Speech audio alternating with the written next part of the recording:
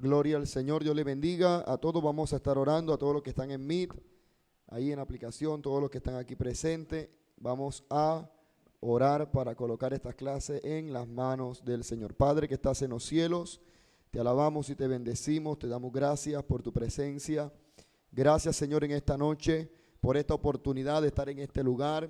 Gracias, Señor, porque sabemos que tú hoy nos vas a acompañar, nos vas a dirigir, nos vas a enseñar. Pedimos que el Espíritu Santo nos acompañe en esta noche para poder recibir el conocimiento, asimilarlo, sobre todo guardarlo en nuestro corazón. Te pedimos en el nombre de Jesús, Señor, que derrames esa unción de tu Espíritu sobre nuestra vida, que ilumine nuestra mente y nuestros corazones para comprender lo que hoy nos quieres enseñar. Amén y amén. Gloria al Señor Jesucristo. Dios le bendiga, hermano. Vamos a comenzar hoy el capítulo o unidad número 4 de este curso de homilética, que es... Buenas noches, bendiciones. Amén, Bendiciones por acá, Pastor Edgar, Pastora Patricia, conectados. amén. Dios le bendiga. Bendiciones a todos los que están ahí en línea. Saludos.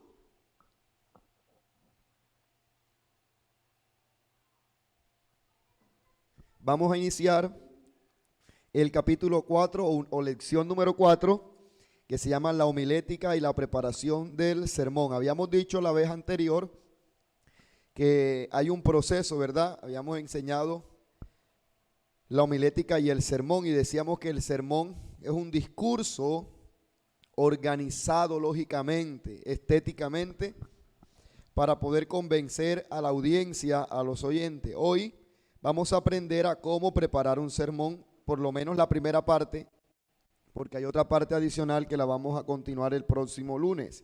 Y hoy vamos a estar haciendo un ejercicio práctico con base a lo que vamos a estar enseñando. Amén.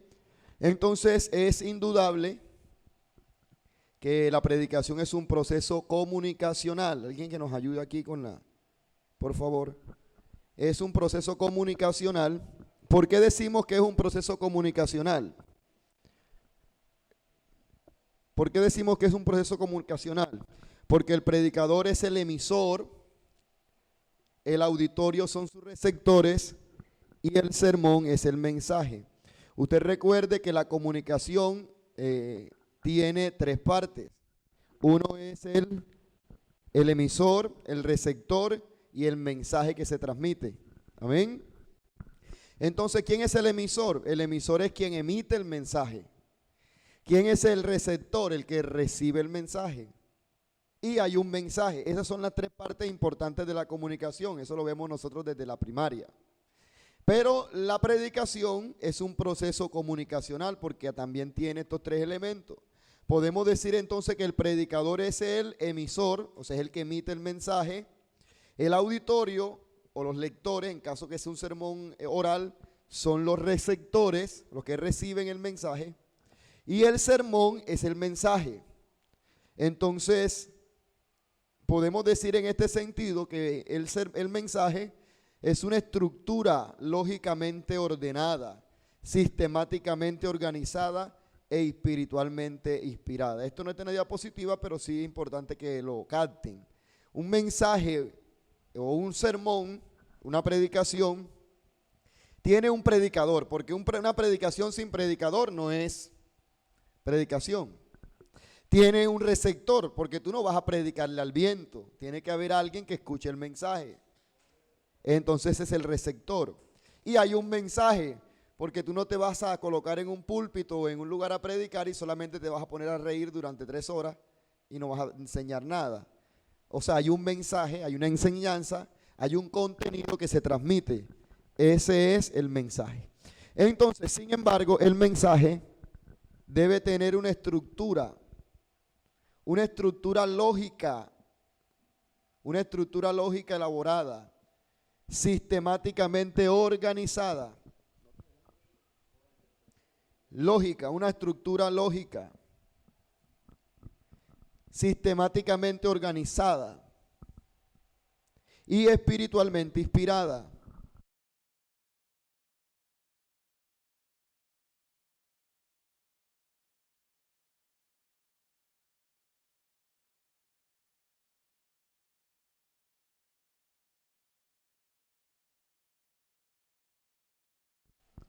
Repito, el mensaje es una estructura lógicamente elaborada, ¿verdad? Tiene una estructura lógica. Es sistemáticamente organizada y espiritualmente inspirada. O sea que es inspirada por el Espíritu Santo. Hoy vamos a mirar que el mensaje, para que homiléticamente pueda ser considerado un buen mensaje, tiene que estar ordenado. Tú no vas a comenzar a hablar, predicar y hablar todo lo que se te venga a la mente. Si usted analiza los discursos bíblicos o las predicaciones bíblicas, por ejemplo, aquel pasaje cuando el etíope iba en el carruaje y Felipe se le acercó, dice que comenzó a explicarle el profeta Isaías, pero comenzando desde la ley y luego continuando con los profetas.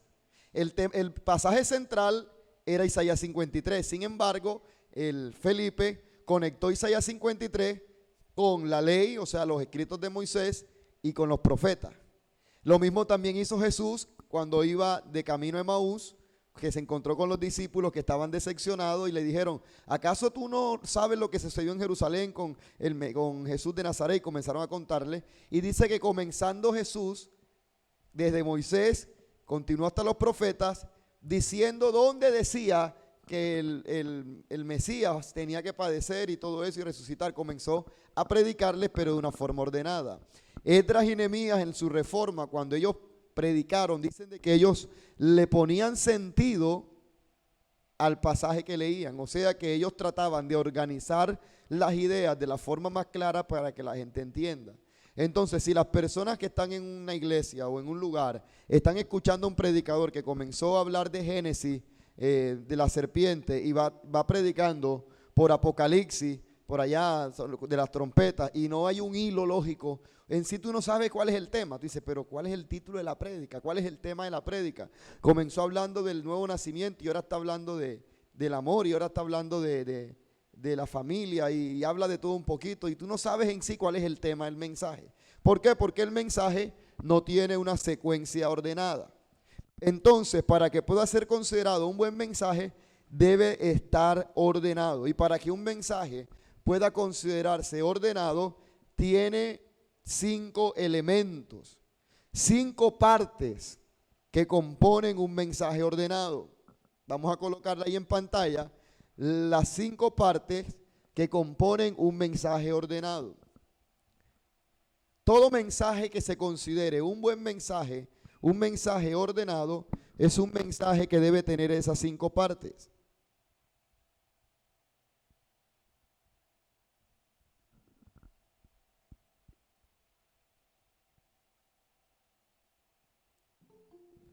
La primera parte es el tema. Debe tener un tema. Debe tener un tema.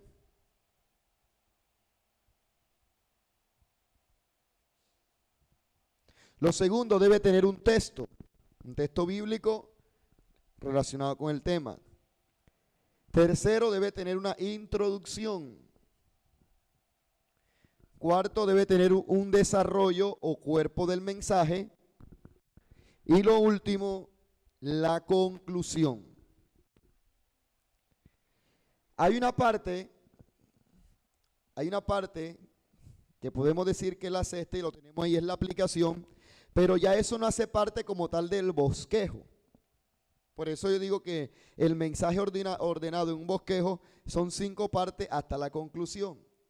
La aplicación hace parte del mensaje, pero no está dentro de nuestra estructura del bosquejo.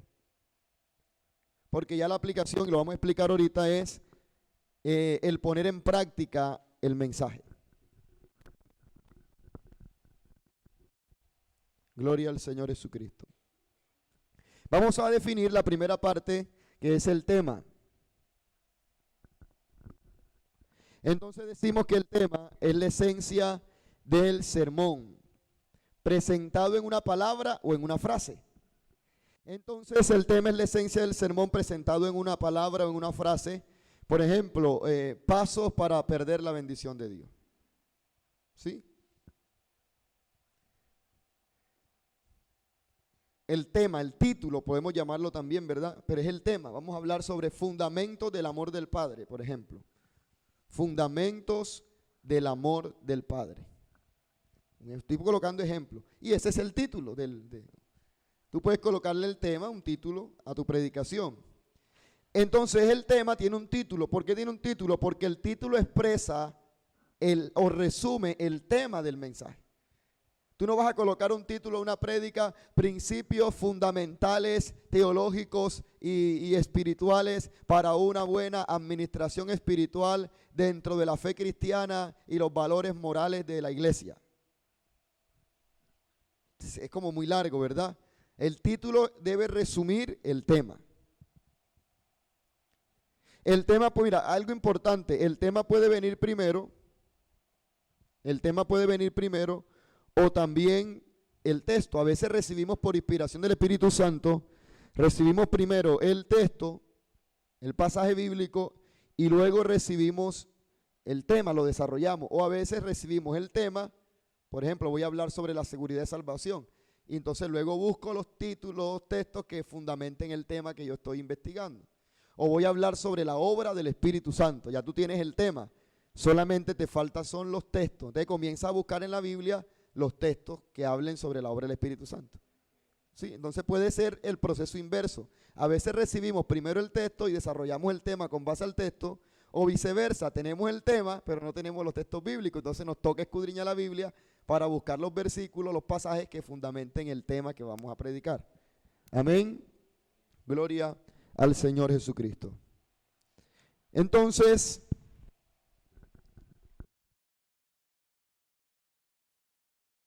Entonces, gloria a Dios.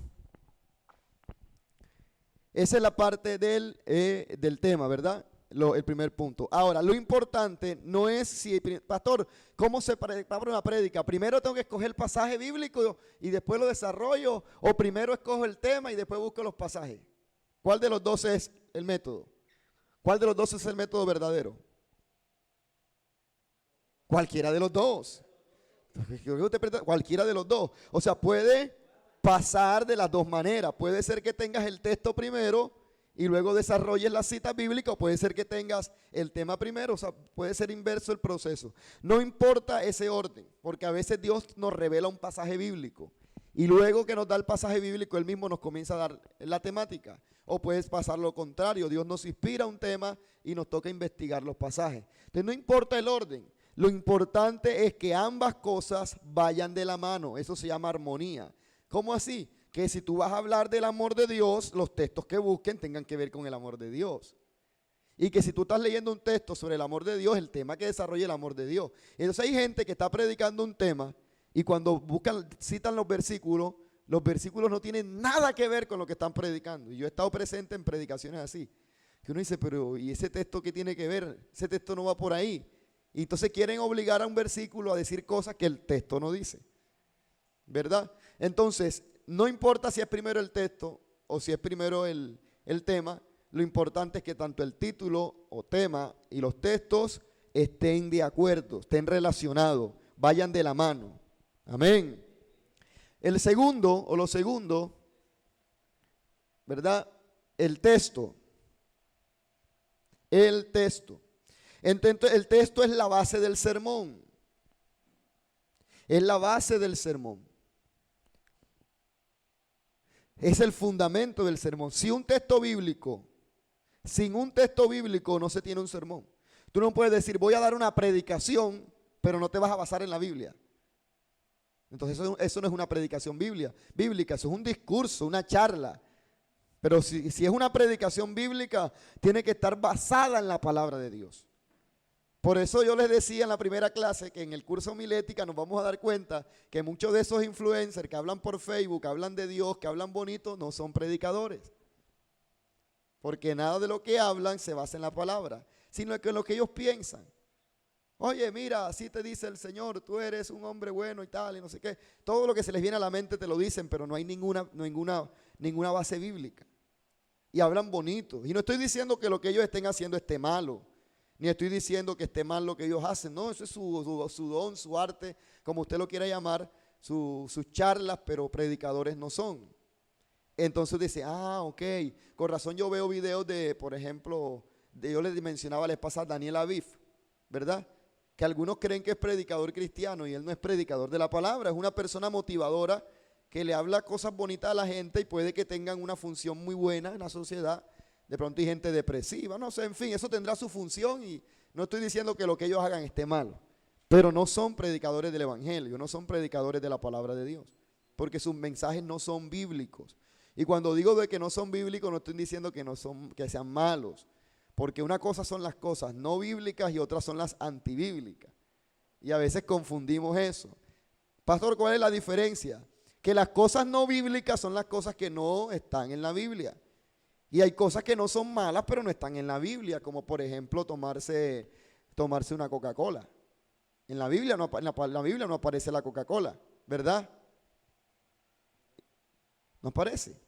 O yo puedo dar una charla, principios académicos para sacar una buena nota en el semestre.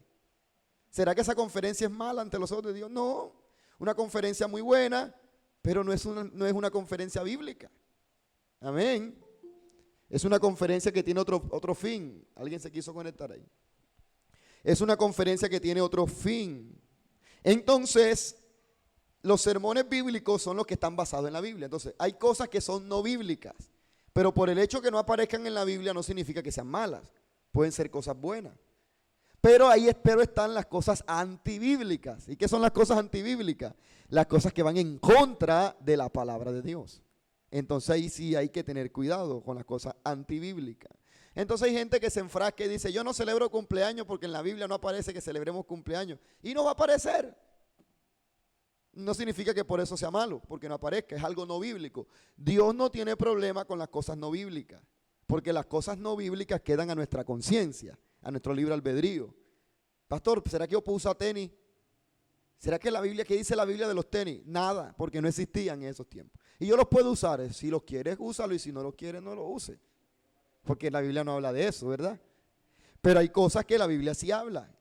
Entonces, si tú haces algo contrario de lo que la Biblia habla, entonces tú eres un antibíblico. Por ejemplo, pastor, y yo soy cristiana, ¿puedo andar con la faldita, con la nalga afuera? Pues la Biblia a mí me dice que se tiene que vestir con pudor y recato. Es decir, tiene que ser recatada para vestir. Amén. Si hace lo contrario, eres una antibíblica.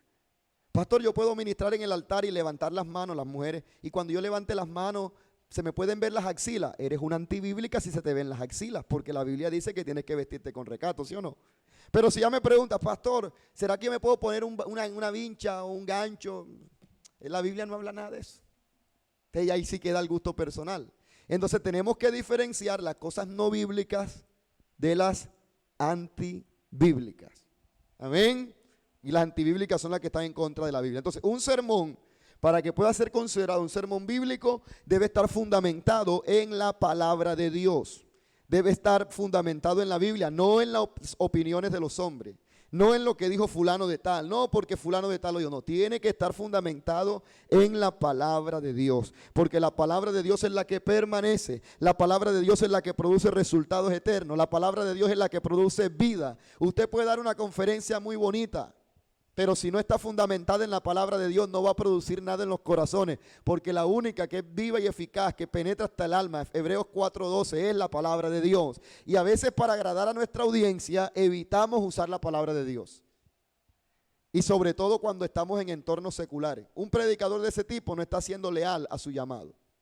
No, me invitaron a predicar en un colegio, en la alcaldía. Entonces, para quedar bien con los oyentes o con los muchachos, con los profesores, esos predicadores modernos hoy en día evitan cualquier frase que venga de la Biblia. Entonces acomodan el mensaje y ya no utilizan la palabra de Dios. Resulta que la gente puede decir, ay, qué bonita charla, porque eso es lo que van a decir, ay, qué chévere, ¿cuándo regresas? Pero no hubo ningún efecto en los corazones. Pero cuando tú usas la palabra de Dios, en el lugar donde estés, esa palabra de Dios es la que va a producir cambio y transformación. Entonces, para que un mensaje sea bíblico, tiene que ser con base en la Biblia. Lo tercero que debe tener un sermón bíblico, una introducción. Una introducción. Entonces, la introducción, decimos que la introducción es una breve explicación inicial del tema o del texto. Tú no puedes enseguida empezar a hablar de de la enseñanza profundamente si no haces una breve introducción de qué vas a hablar.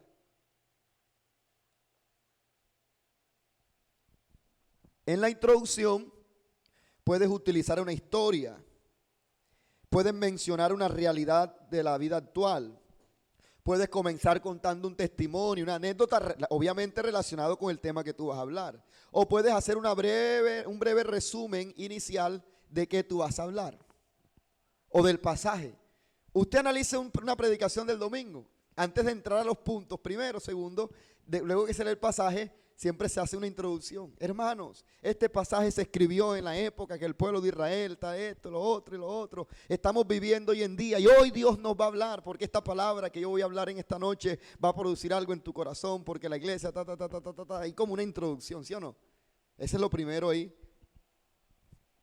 Entonces, la introducción es una contextualización general del pasaje o del tema a tratar. Tú haces una contextualización general.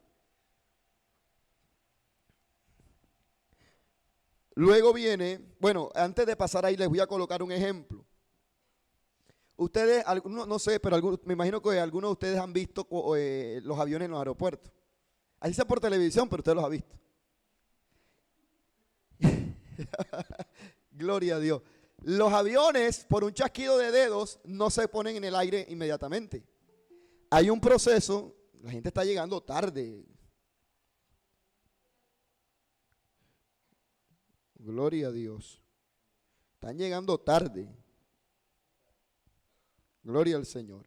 Entonces los aviones no los prenden y cuando le meten el cambio, lo que sea, no sé de avión, pero me imagino, cuando le meten lo que es la palanca, inmediatamente no están en el aire. Hay un proceso de ¿qué? De despegar. Y mientras despega, le explican a la gente cómo es el proceso del viaje, ¿verdad? La gente póngase el cinturón de seguridad, toda la explicación. Y lo encienden y él comienza lentamente a arrancar en la pista. ¿Ah? Prender motores y aleteo, eso. Y arranca en la carreterita poco a poco, ¿verdad? Y él va tomando velocidad hasta el momento en que él se comienza a elevar. Cuando él se despega, porque eso se llama despegue, cuando él despega, hay un lapso de tiempo desde que despega hasta cuando ya se estabiliza en el aire. Va subiendo en pendiente hasta que se estabiliza. Ese proceso sucede rápido, pero es necesario. Siempre tiene que suceder. Luego viene el viaje cuando ya la gente va tranquila. Y luego de último viene el aterrizaje. Entonces el sermón es igual.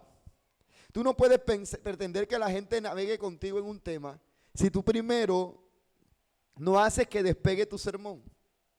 Por eso es que sucede que la gente comienza a predicar y dice, bueno hermano, hoy vamos a hablar de los pasos del amor de Dios primero. Y enseguida arrancan con el tema y la gente todavía está distraída. Todavía no se han conectado contigo. Y en todo el mensaje no te prestan atención. Entonces tú tienes que, la introducción es ese enganche para captar la atención de la gente, para interesarlos en el tema, para despegar, para que pueda despegar el sermón. Para que pueda el sermón tener su lapso normal, tiene que despegar. Y ese proceso de despegar, lo estoy comparando con el avión, es la introducción. En la introducción donde tú le hablas de qué va a tratar y la gente se emociona. Hermano, ¿cuántos quieren saber en esta noche? Usted me ha escuchado predicando. Dígale que está a su lado hoy y tal. Este es importante, antes de ir al grano, uno hace un preámbulo inicial del mensaje. Ese preámbulo se llama introducción. Amén. Puede ser una historia, una anécdota o el por qué vas a predicar sobre eso. La necesidad o la importancia del mensaje que tú vas a predicar. Amén. Y luego el aterrizaje. Ya el aterrizaje es la conclusión y la aplicación y ya terminó la prédica. Amén. Entonces, ahora viene la otra parte que es el desarrollo. El desarrollo del mensaje. Ya el desarrollo del mensaje es lo que llamamos el cuerpo del mensaje como tal.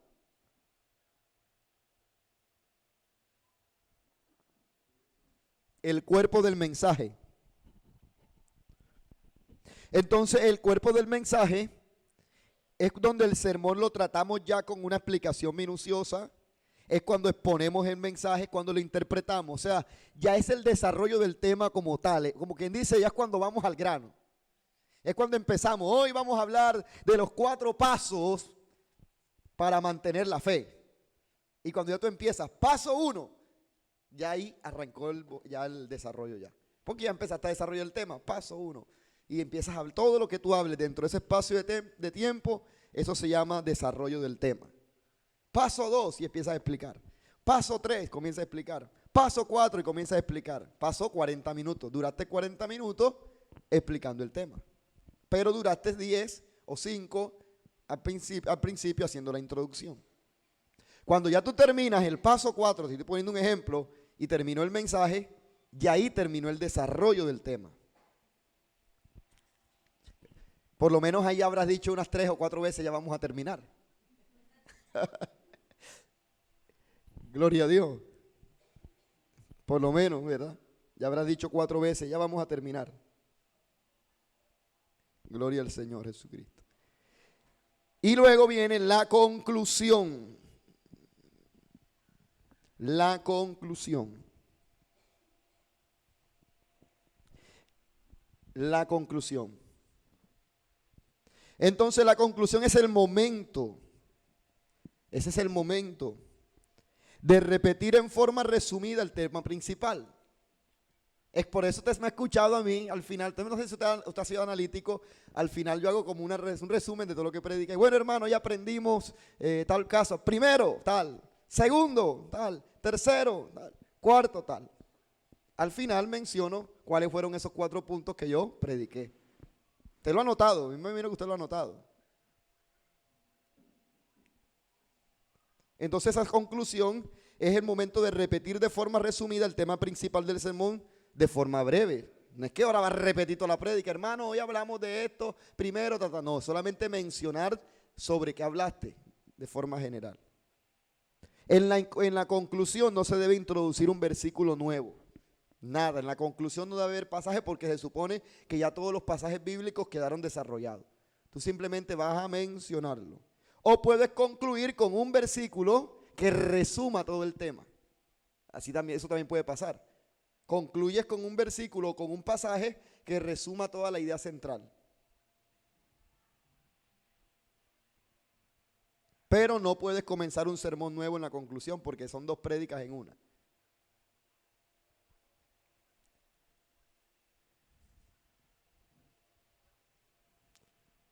Gloria a Dios.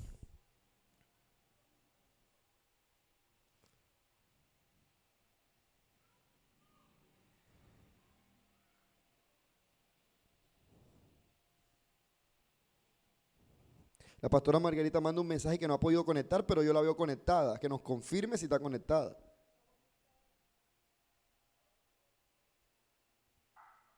Sí, mi paz, ya pude ingresar hace rato. Gracias. Gloria a Dios. Aleluya. Faltaron bastante, gloria a Dios. Bueno, vamos a mirar unos pasos de cómo concluir un sermón. Ahí en la siguiente presentación. ¿Cómo concluir un sermón? Hay algunas ideas, 7 ideas o 7 formas de concluir. No necesariamente siempre vamos a concluir de la misma manera.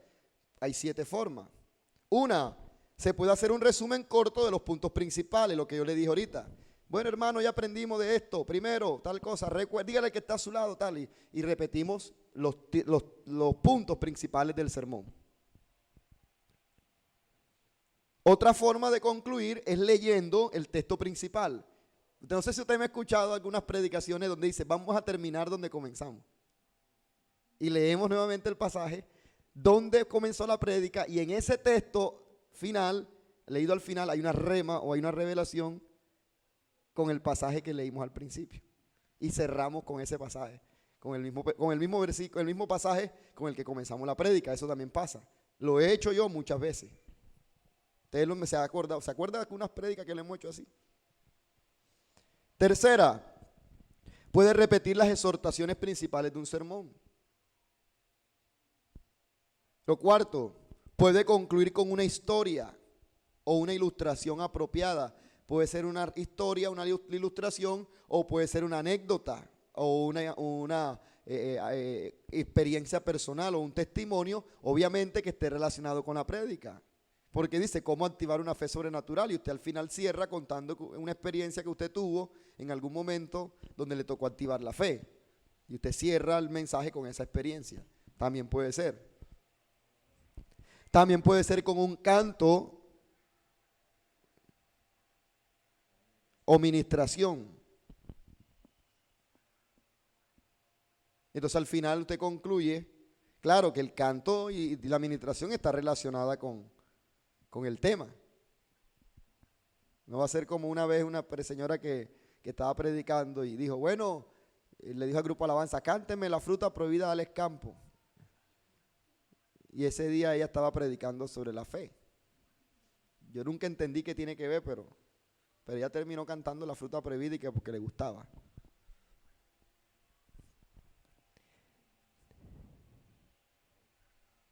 También podemos concluir con una pregunta escudriñadora. ¿Qué vamos a hacer? Una pregunta escudriñadora. Una pregunta que te pone a reflexionar, que te escarba por dentro. Hoy quiero concluir con esta pregunta. ¿Qué has hecho tú para seguir a Cristo? ¿O qué puedes hacer de Jesús? Y entonces se queda como una pregunta en el aire que te la llevas para tu casa, una pregunta reflexiva sobre el tema, sobre el mensaje. Hoy concluye este mensaje preguntándote. El tema de hoy fue peleando la buena batalla de la fe. Hoy termino este mensaje diciéndote cómo has peleado esta batalla. ¿Será que has peleado esta batalla legítimamente? Hoy predicamos sobre los dos grupos de creyentes, los de fe débil y los de fe fuerte. Entonces, ¿de qué grupo eres tú? Te digo en esta noche. Hoy termino preguntándote y quiero que te lleve esta pregunta para tu casa, en tu corazón. ¿De qué lado has estado? ¿Cómo has sido? Y entonces se pone la gente a reflexionar con preguntas. También hemos terminado predicaciones así. ¿Usted se acuerda de algún mensaje de ese tipo? Y lo último, se puede usar una combinación de estas. Puede ser que cuentes una historia, una experiencia personal, y ahí mismo pegas una pregunta que esté relacionada con el tema y cierra. O cuentas una experiencia y mientras cuentas la experiencia cantas una canción y el Espíritu Santo comienza a ministrar y así concluyes tu predicación. Pero siempre tiene que haber una conclusión. Nunca usted haga que, bueno, cuarto punto, para alcanzar la fe verdadera. Cuarto punto, tal cosa, amén. Vamos a leer el último pasaje, lo leyó, ya usted terminó el pasaje y le va a dar el micrófono al que va a tomar la ofrenda. Nunca haga eso. Siempre usted debe concluir su mensaje. Coloco el ejemplo del avión. Es como si usted fuese un piloto y usted dice, bueno, ya llegamos a Cartagena. Con que sí, abra la puerta, azafata, y que se baje la gente, y todavía no han aterrizado. Tiene que aterrizar su mensaje. Tiene que aterrizar el mensaje. ¿Con qué se aterriza el mensaje? Con la conclusión. Amén. Seguimos, pasamos a la siguiente presentación. Gloria a Dios. Y viene la aplicación.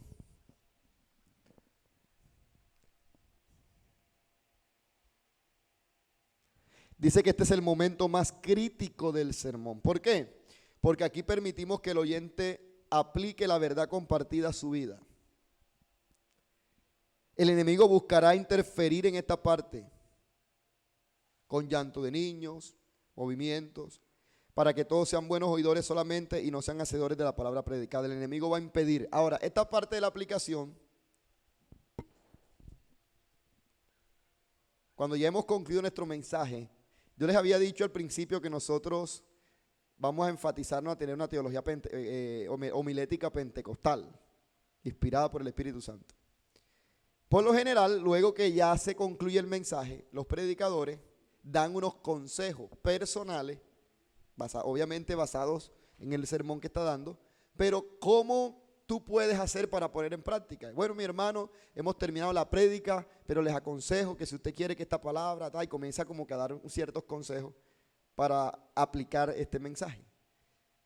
Nosotros los evangélicos, aleluya, pentecostales, de fuego, por lo general nuestra aplicación es la administración, porque en la administración oramos por las personas, además de haber predicado, cuando ministramos, soltamos palabras relacionadas con lo que hemos predicado. Entonces podemos decir que nosotros en nuestra homilética, particularmente hablando, en nuestra homilética pentecostal, no interpretamos o usamos la aplicación como ese momento donde se ministra y le finalizamos nuestra predicación transfiriéndole palabras recitadas o palabras inspiradas a las personas que están en el auditorio. Entonces vamos hasta el puesto, le ponemos la mano, ya le predicamos, pero ahora le damos una palabra particular a esa persona, oramos por esa persona, le decimos algo o la soltamos de forma general, la gente recibe. Entonces en ese momento es importante, porque en ese momento es cuando la persona espiritualmente va a sentir que esa palabra es para ella y la está tomando. En ese momento el enemigo va a colocar distracción. Hay personas que se escucharon todo el mensaje, pero en el momento en que se va a orar por ellos, les llaman por teléfono, llega alguien a buscarlo y es el enemigo. Porque no quiere que esa palabra se la lleve a su vida. Amén. Por eso esa parte del mensaje también es importante. ¿Cuántos alaban al Señor Jesucristo? Bueno, vamos a ir a la parte, hoy hay bastante, vamos a la parte de construir sermones. ¿Cómo construimos un sermón? Entonces, bueno, antes de leer los procesos básicos, antes de mirar esos procesos básicos ahí, tengamos en cuenta algo importante, y es que hay unos procedimientos involucrados en la construcción de sermones. Antes de construir sermones, hay unos procedimientos involucrados, y si lo hacemos de forma fiel, de forma organizada, teniendo la palabra de Dios, vamos a poder tener un efecto positivo, eficiente y eficaz. El sermón debe construirse de manera que los oyentes puedan entenderlo y captar sus puntos principales con facilidad. Que no sea difícil. Para que los sermones sean efectivos se requiere estudio, esfuerzo y paciencia. Debido a que hay unas reglas o hay unos principios básicos para construir un sermón. Entonces, si usted tiene en cuenta esos principios que vamos a mirar ahora, yo le aseguro de mi experiencia personal que usted va a construir un buen sermón, una buena prédica, amén, organizada. Vamos a mirar entonces cuáles son esos procesos básicos. Los procesos básicos son: 1, escoger el pasaje. 2, estudiar el pasaje seleccionado. 3, discernimiento y planteamiento de la idea principal del pasaje.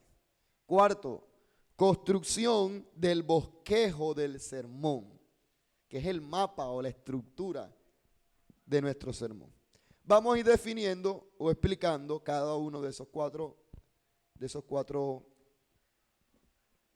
procesos. Y vamos con el primero: escoger el pasaje.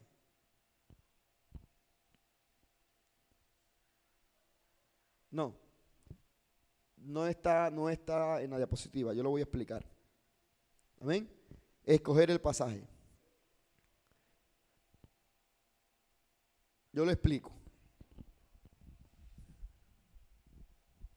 Cuando el predicador va a desarrollar una serie de sermones sobre un libro de la Biblia, por ejemplo, voy a predicar todo este mes de Génesis, la tarea de escoger un pasaje ya no existe, porque ya el pasaje lo tiene, ¿sí o no?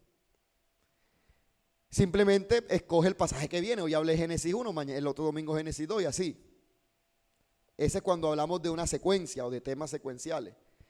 Pero no todas las veces pasa así. No todas las veces hacemos predicaciones expositivas. A veces vamos a hablar de un tema. Y cuando vamos a hablar de un tema, voy a predicar el domingo sobre la santidad. Entonces me toca escoger un pasaje bíblico o unos pasajes bíblicos. Entonces, la dificultad se presenta cuando no hay una secuencia de unos textos bíblicos, sino que son temas aislados que uno predica cada domingo o cada miércoles o cada servicio. Entonces toca escoger un pasaje. Ya sea que tengamos el pasaje primero o tengamos el tema primero, de igual forma hay que tener un pasaje. Porque una predicación sin pasaje bíblico no es una predicación bíblica. Entonces, ese primer paso es importante, tener el pasaje. No, pastor, pero es que a mí Dios me dio primero el tema. Correcto, ya tienes el tema, pero te toca ahora buscar los pasajes que fundamenten el tema. Pastor, es que Dios me dio el pasaje ya. Ok, ya lo tienes. Perfecto, ya cumpliste con el primer paso. Entonces es importante confiar en la guía. En este primer paso debemos confiar en la guía y en la inspiración del Espíritu Santo. Porque aunque hayan 100 versículos de un tema, muchas veces no todos esos 100 son necesarios. Y ahí es donde muchos predicadores se equivocan, que quieren ese domingo llenarle la cabeza a la gente de todos los 100 versículos que la Biblia habla sobre ese tema. No, usted tiene que tener un estudio y una guía del Espíritu Santo para saber y discernir cuáles pasajes o cuáles ideas, porque si vamos a hablar sobre el Espíritu Santo, hermano, hay libros completos sobre el Espíritu Santo. Desde un domingo, en una prédica de una hora, no vas a poder hablar todo eso. Incluso tú puedes predicar un año entero sobre el Espíritu Santo domingo a domingo. Amén. La obra del Espíritu Santo, el bautismo del Espíritu Santo, otro tema. La regeneración producida por el Espíritu Santo, la persona del Espíritu Santo, la función del Espíritu Santo en la obra redentora, el Espíritu Santo durante el arrebatamiento, el ministerio del Espíritu Santo en la tierra durante el ministerio de Jesús, la obra del Espíritu Santo en los antiguos profetas. Hay tanto que hablar sobre el Espíritu Santo en la creación. Amén. Entonces por eso hay que dejarnos guiar por Él para poder escoger eso. Lo segundo, hay que hacer un estudio del pasaje seleccionado. Entonces hay ocasiones en las que un mensaje es revelado de forma clara y rápida. Pero hay momentos donde hay temas o pasajes que son más complejos. Entonces, como regla general, la preparación de un sermón requiere dos cosas, y anótela. Requiere dos cosas: oración, primero, y segundo, estudio diligente. Oración y estudio diligente. Te debe orar y además de eso estudiar el tema que va a predicar. Usted no puede hacer un estudio profundo sin la oración.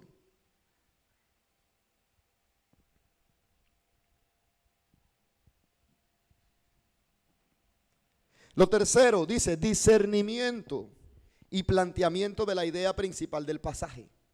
¿Por qué discernimiento? Porque usted puede tener un pasaje bíblico, pero usted todas las veces no va a predicar sobre o va a hacer énfasis sobre lo mismo de ese pasaje. Cuando usted no tiene un estudio diligente ni un discernimiento, cada vez que usted vaya a predicar Marcos 5, siempre va a predicar sobre lo mismo.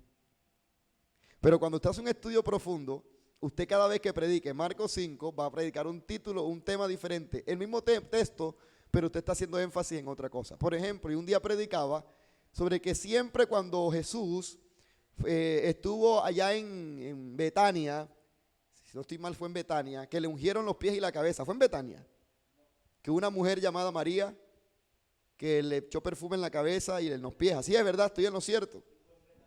Entonces Jesús fue ungido en Betania, eso está en el Evangelio según San Juan. Entonces, exacto, a él lo ungieron y siempre los que predican, siempre se enfatizan en el valor del precio del perfume. Todas las prédicas de ese pasaje, de la mayoría de predicadores que yo escucho, el énfasis siempre es ese. Que debemos presentar nuestro perfume y partir y entregar lo mejor a Dios, etc. Pero un día yo prediqué sobre la mujer del perfume. ¿Usted se acuerda? Un domingo, eso fue reiniciando la pandemia. Y que leíamos de que no era la misma mujer la que aparecía en los 3 pasajes paralelos. Y hablábamos sobre eso. Y eso es producto de oración y de estudiar la palabra de Dios.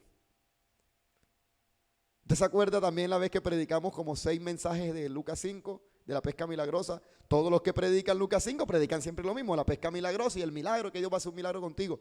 Pero un día predicamos sobre barcas rotas, redes rotas y barcas hundidas, porque me enfrasqué en el versículo donde habla sobre la barca y sobre las redes. Otro día predicamos, siempre predican sobre caminar sobre el mar o sobre echar a la derecha. Y fueron como 6 mensajes del mismo pasaje. Y cada vez Dios nos hablaba algo diferente. Amén. Entonces hay que tener discernimiento. ¿Por qué? Porque usted en oración, el Espíritu Santo le va a indicar del pasaje que usted está leyendo, en sí, ¿qué es lo que el Señor quiere sacar de allí como palabra viva en ese momento para los que están escuchándote? Amén. Entonces recordemos que la idea principal del sermón es que el Espíritu Santo hable a través de las Escrituras a los corazones. O sea, que usted predique palabra viva. Amén. Y lo cuarto, ya usted tiene toda esa, usted está estudiando la palabra y el Espíritu Santo le comienza a dar la rema, por entenderlo de alguna manera, usted comienza a notar, viene lo cuarto, que es la construcción del bosquejo del sermón. Pastor, ¿qué es el bosquejo del sermón? Bueno, en la otra clase vamos a hablar sobre bosquejos, pero en sí el bosquejo del sermón son los apuntes que usted tiene de su prédica de forma organizada, los puntos que usted tiene en el cuaderno con las citas bíblicas, y ese va a ser su mapa. Cuando usted va a predicar, usted está predicando y usted está viendo el mapa. ¿Usted no se da cuenta? Y estoy caminando y está fluyendo y después me vuelvo a subir, miro y me bajo y después sigo, porque este es mi mapa. Sin mi mapa yo no sé qué viene. ¿Sí o no? Sin el bosquejo yo no sé qué viene. Y cuando no hay bosquejo, por eso es que hay predicadores que hablan y hablan y uno sabe por dónde es que van a terminar y uno no sabe, se meten por aquí, por acá. Y uno no sabe de qué fue lo que predicaron, ¿no? Hablaron de todo un poquito. ¿Sí o no? Hubo un arroz con mango, dice alguien por ahí. Entonces, la construcción del bosquejo. Entonces, el bosquejo consiste en que el predicador estudia el material, va desarrollando la idea de forma precisa, de forma clara, organiza los puntos, coloca los puntos principales, escribe las citas bíblicas. Si es necesario en sus apuntes, escribe conceptos. Porque es que nuestro cerebro no da para memorizar todo eso. Entonces, escribe los conceptos importantes, las citas bíblicas, las ideas, los principios necesarios y va redactando. Y va organizando de forma clara y lógica. Y ese es lo que nosotros llamamos el bosquejo de la prédica. Y ya lo último, ya toca, ya teniendo el bosquejo, que es lo que viene, predicarlo. Transmitir el mensaje. Amén. Vamos a pasar a la siguiente presentación, ahora sí. ¿Cómo vamos a hacer el proceso de analizar el texto bíblico? Analizando el texto bíblico, y son 4 principios. Son 4 principios para analizar un texto bíblico. Vamos a aprender, esto no es hermenéutica, este módulo, pero en hermenéutica se profundiza mucho más esto, pero vamos a hacer de forma breve más o menos una idea para que miremos cómo podemos analizar un texto bíblico. Y lo vamos a analizar a través de 4 pasos. El primer paso es buscar las palabras claves en un texto. Siempre los textos bíblicos, todos, porque así Dios se reveló en su palabra. La Biblia siempre tiene palabras claves. Estas palabras claves siempre nos van a ayudar a poder explicar un texto. Cada texto tiene una palabra clave que puede ser usada para la explicación. Y las palabras claves usted las subraya. Vamos a hacer un ejercicio. Aquí de los hermanos dígame cualquier texto bíblico y vamos a buscarlo. Vamos a tratar de analizarlo de forma rápida. Un texto bíblico, sobre todo el Nuevo Testamento, que son muy más sencillos. Juan 14:6, bueno, bastante elemental. Otro por acá, vamos a buscar Juan 14:6, si alguien tiene algún otro texto bíblico. Bueno, listo, con esos dos vamos a analizar esos 2 textos bíblicos. Puedes colocar la cita bíblica ahí en pantalla, ¿sabes? Ok. Juan 14:6. Gloria al Señor. Jesús le dijo: yo soy el camino, la verdad y la vida. Nadie viene al Padre si no es por mí. Entonces nosotros podemos subrayar ahí palabras clave. Palabras clave: camino, verdad, vida. Son palabras clave. Otra palabra clave: nadie. Otra palabra clave: Padre. Y otra palabra clave: mí, que podemos conectarla con yo, porque está hablando de él mismo, pero en 2 estructuras gramaticales distintas. Mí y yo, igual, primera persona. Ahora, ya tomando esas palabras clave, podemos buscar la definición, podemos estudiar cada palabra. Esa es una forma, buscando palabras clave. Vamos a mirar el otro, Efesios ¿qué?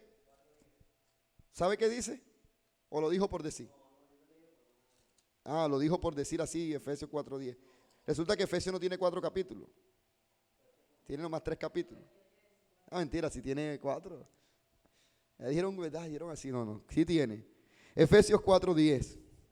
El que descendió es el mismo que también subió por encima de todos los cielos para llenarlo todo. Quédese ahí. Sin embargo, hay versículos bíblicos que, eso lo vamos a mirar ahorita lo del contexto, que es el segundo paso, y se aplica mucho este pasaje, porque a veces cometemos errores por no analizar el contexto. Entonces pasemos a la siguiente diapositiva porque este pasaje nos va a servir, que el que dijo el hermano, para poner en práctica el segundo punto. Dice, analice el contexto del texto bajo consideración. Para poder entender mejor el texto es necesario considerar el contexto. El contexto nos ayuda a poder mejorar e interpretar el pasaje bajo consideración. Ahora, ¿qué es el contexto? Pastor, Dios me lo bendiga. Amén. Quiero hacer una pregunta. Claro que Las sí. diapositivas no están, yo no las estoy viendo. Ah, pastora, tiene que darle ver en pantalla completa. En Meet hay una opción donde dice Ministerio Apostólico Palabra de Gloria. Hay unos punticos a la parte derecha. Dele clic a los punticos y hay una opción que dice pantalla completa. Pastor, bendiciones. Pastor, yo lo tengo así, pero solamente sale el logotipo, no sale nada. Sí, me está saliendo el logotipo. ¿A quién? Logotipo del Ministerio Apostólico. No se están viendo las diapositivas, mi paz.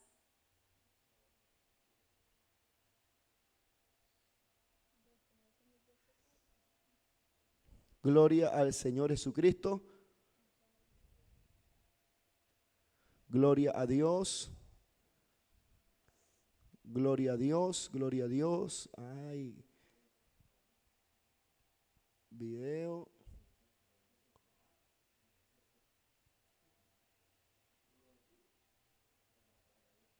Hay que desactivarla. Pero ahorita sí se estaban viendo.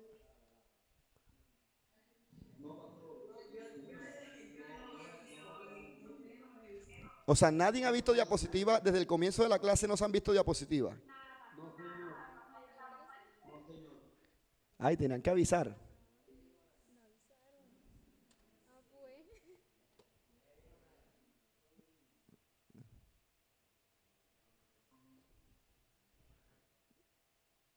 Gloria a Dios. Gloria a Dios.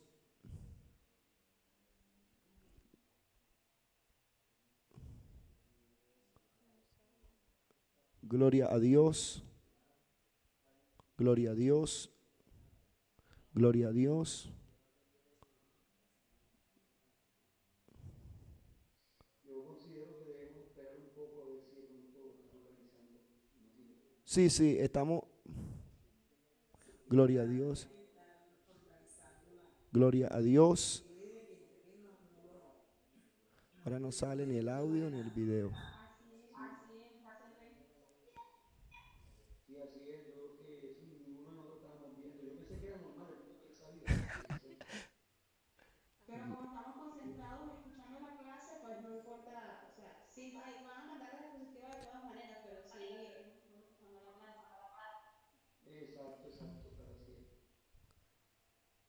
Gloria al Señor. Vamos a hacer algo. Vamos a enviar un link nuevo por el grupo. Vamos a salirnos y voy a enviar un link nuevo por el grupo.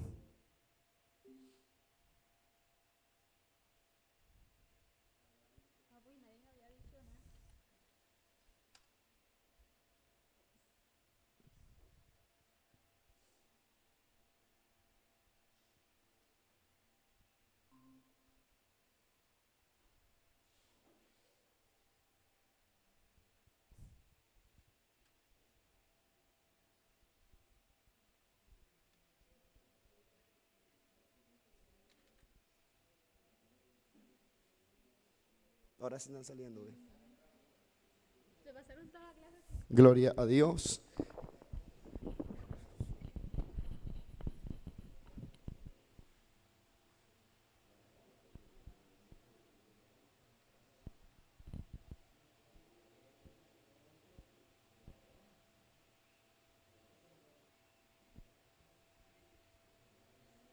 Dios les bendiga a todos.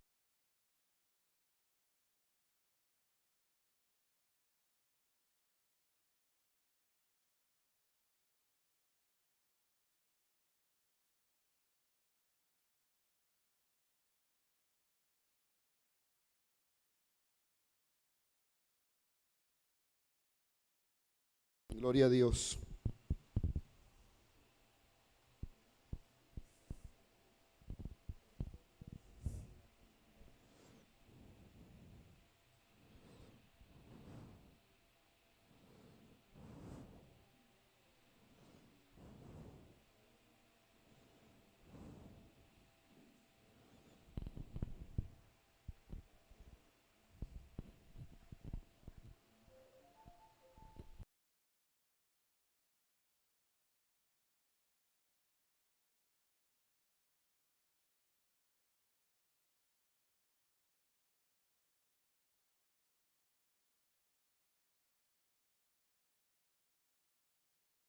Gloria a Dios. Ahora me confirma si están viendo la diapositiva.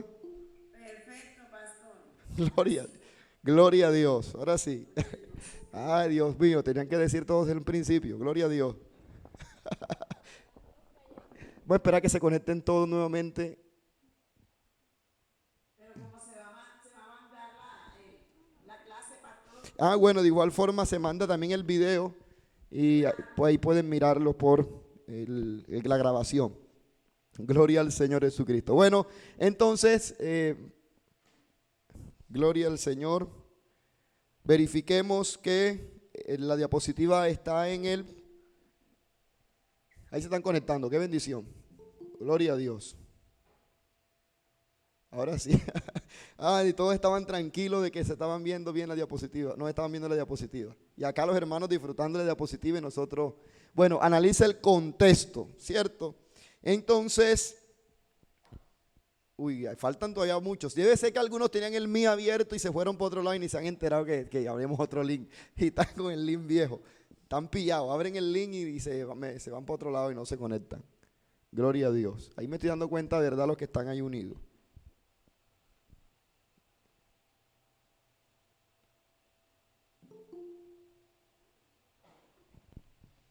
Gloria a Dios. ¿Ya entró el pastor John? Gloria al Señor Jesucristo. Gloria al Señor.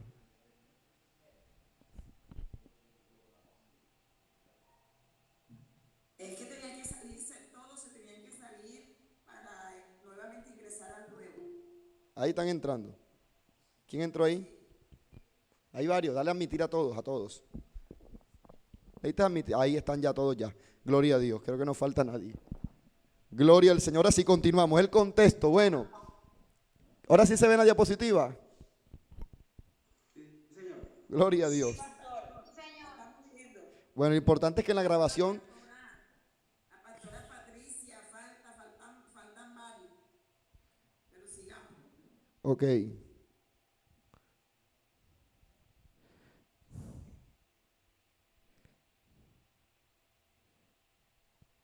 Aquí, bueno, listo. Sigamos entonces. El contexto. Bueno, vamos a mirar como ejemplo, Efesios capítulo 4, versículo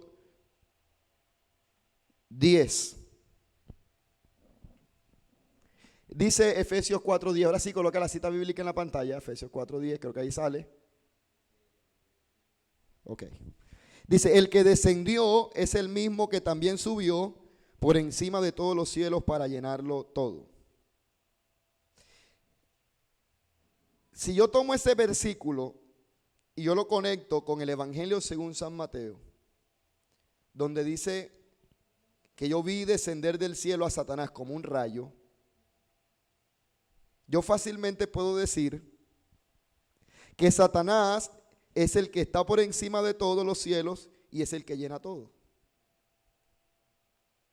Y estoy haciendo interpretación errónea, obviamente. Estoy descontextualizando el versículo. Yo digo, aquí dice que el que descendió es el mismo que también subió. La pregunta es, ¿quién fue el que descendió que también subió? Vamos allá. Entonces puedes tomar aquel pasaje donde dice que Satanás descendió que fue arrojado, y pueden terminar diciendo Satanás es el que lo llena todo. Entonces, está sacando este versículo 10 de su contexto inmediato. ¿Y cuál es el contexto inmediato del pasaje? El pasaje completo. Tú no puedes sacar este versículo aislado sin tener en cuenta los versículos anteriores y sin tener en cuenta los versículos posteriores del pasaje completo. Por eso es que hay versículos que terminan en comas. ¿Qué significa que terminan en coma? De que la idea sigue. Tiene que seguir leyendo el versículo al siguiente hasta que haya un punto final por lo menos. Entonces yo no puedo decir, para poder yo entender de quién está hablando el pasaje, el que descendió es el mismo también que subió por encima de los cielos para llenarlo todo. Dice, pero ¿quién? Yo no entiendo este versículo. No lo vas a entender hasta que no leas el contexto completo. Devuélvete a los versículos anteriores. Devuélvete al 9. Y eso de que subió, ¿qué es? Sino que también había descendido primero a las partes más bajas de la tierra. Dice, con razón Judas dice de que los demonios fueron encarcelados en prisiones profundas de oscuridad. No, estás malinterpretando, no está hablando de los demonios tampoco. Sigue leyendo más atrás, lee el 8. Por lo cual dice, subiendo a lo alto, llevó cautiva la cautividad y dio dones a los hombres. Y, ok, ya la idea más clara. El que descendió y luego subió es el mismo que le dio dones a los hombres.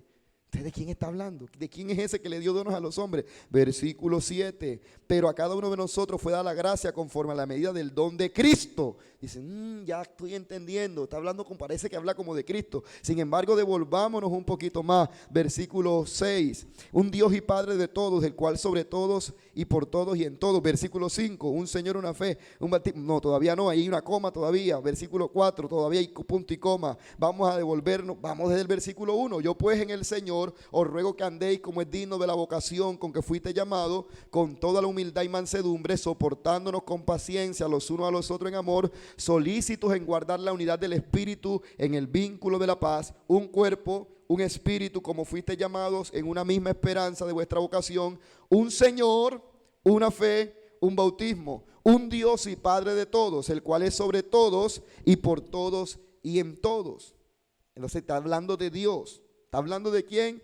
De Dios, que es el Padre. Luego dice el versículo 7, pero a cada uno de nosotros fue dada la gracia conforme a la medida del don de Cristo. O sea, Cristo está dando dones de acuerdo a una medida de gracia. Entonces está hablando de quién? De Cristo. Sigue diciendo, por lo cual dice, por lo cual, o sea, ¿de quién está hablando? De Cristo. Está diciendo el escritor sagrado, Cristo es el que da dones de acuerdo a una medida de gracia, por lo cual dice, subiendo a lo alto, llevó cautiva la cautividad y dio ¿qué? Dones a los hombres. ¿De quién está hablando? De Cristo. Porque está diciendo que Cristo es el que da dones conforme a una medida de gracia y dice, por lo cual dice, ese por lo cual dice, lo que está diciendo es, se está cumpliendo. Se está cumpliendo. ¿Y qué se está cumpliendo? Una profecía que está en el Salmo 68, versículo 18. Entonces está diciendo, el contexto está diciendo, ¿qué dice el contexto del versículo? Está diciendo, Cristo le da dones conforme a la medida que Él ha establecido en su gracia, y que cuando Él da dones, se cumple la profecía que dice, subiendo a lo alto, llevó cautiva la cautividad y dio dones a los hombres. Anote la profecía, Salmo 68, 18. Entonces está diciendo el escritor sagrado, Cristo cumplió la profecía de que Él dio dones a los hombres, pero antes de dar dones a los hombres es necesario que suba a lo alto y lleve cautiva la cautividad. Entonces el apóstol comienza entonces a interpretar, versículo 8, ¿y qué es eso que subió? O sea, en pocas palabras está diciendo, ya listo, ya queda claro que Él le da dones a los hombres, pero queda la duda, ¿qué significa de que subió? Entonces, versículo 9, que es sino que también había descendido primero a las partes más bajas de la tierra. Entonces habla de su estado de martirio, dígame.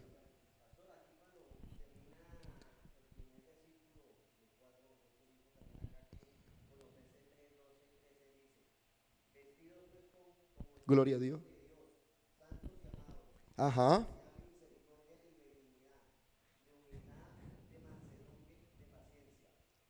Gloria al Señor. Ese ya es un complemento en cuanto a una parte del tema de habla sobre la unidad. Pues dice, un Señor, un Espíritu, habla sobre la unidad. Pero aquí lo que estoy enfatizando es buscando qué quiere decir el texto de que descendió para interpretar el 10. Entonces el apóstol le está diciendo, listo, Él descendió y le dio dones a los hombres, pero ¿cómo así que subió? Sino que también descendió a las profundidades más bajas de la tierra. Bueno, eso se interpreta como el martirio de Cristo y también como su estado de la muerte, el tiempo que Cristo duró después de la muerte, antes de la resurrección. Ese lapso de tiempo descendió a los infiernos. Hay varias interpretaciones sobre el descender a los infiernos, pero sí que descendió. No es el tema ahora. Ahora, versículo 10. Y el que descendió es el mismo también que subió, o sea, cuando resucitó y ascendió al cielo. Así lo está interpretando el versículo. Por encima de todos los cielos para llenarlo todo. Está hablando de la plenitud de Cristo. Y versículo 11 dice, y él mismo. Entonces él sigue el contexto del versículo posterior. Si nosotros decimos que aquí está hablando de Satanás, por ejemplo, exagerando. No, aquí el versículo Dios dice de que Satanás está por encima de todo porque dice del que descendió y él fue el que descendió a los infiernos cuando el Señor lo arrojó. Malinterpretando el versículo, entonces no coincide con el contexto del siguiente versículo que dice, y él mismo. Esa frase, él mismo, está hablando del personaje del versículo anterior. Está diciendo, ese que descendió, ese que subió, es el mismo que hace ahora algo. ¿Qué es lo que está haciendo? Está constituyendo apóstoles, profetas, evangelistas, pastores y maestros. ¿Acaso Satanás puede constituir ministerio? Entonces, por ende, para poderle darle una interpretación correcta a un versículo, hay que analizar el contexto completo. ¿Sí o no? A fin de perfeccionar a los santos, palabra del ministerio. Este es simplemente un ejemplo que le estoy colocando. Ojo que el versículo, el texto lo escogieron ustedes. Pero cualquiera que ustedes escojan, la regla va a ser igual. Analizar el contexto. Cuando usted lea un versículo, si usted lee un versículo aislado, usted le puede pasar como aquel que dijo, Señor, tengo un problema y estoy deprimido. Señor, dime qué hago. Abrió la Biblia y puso el dedo y apareció el versículo y Judas se ahorcó.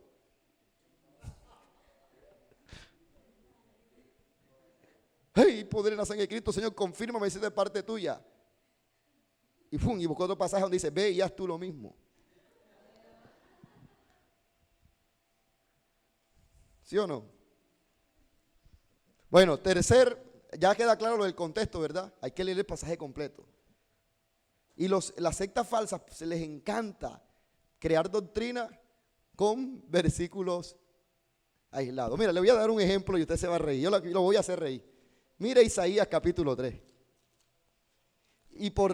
Mira, hay unas sectas que prohíben los cortes degradados porque en Ezequiel dice que no te raparé y no sé qué, una cosa rara ahí, y no leen el contexto de que está hablando de la ley de los sacerdotes, pero bueno, eso no es el tema. Pero mira Isaías capítulo 3. Es un ejemplo claro de una descontextualización de un versículo.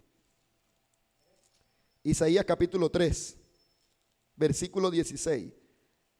Si no estoy mal.